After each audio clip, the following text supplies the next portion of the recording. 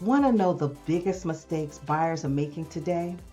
I'm going to give you the inside scoop because this is what I tell all of my buyers because I don't want these things to trip you up too. First up, putting off pre-approval.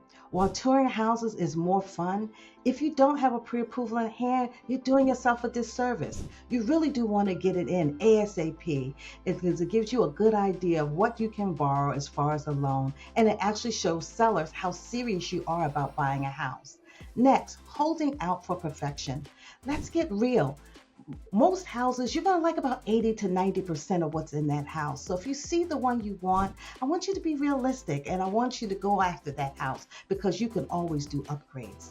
And here's the big one, buying more than you can afford. Now, don't try to overextend yourselves because what if something breaks in the house and you now need to fix it? Because you've overextended, you can't necessarily afford to fix whatever is broken. So take a really hard look at your budget and go for a comfortable property that fits within your budget. If you have any questions or would like more additional information, always feel free to text, call, or email. I'm here and always happy to help.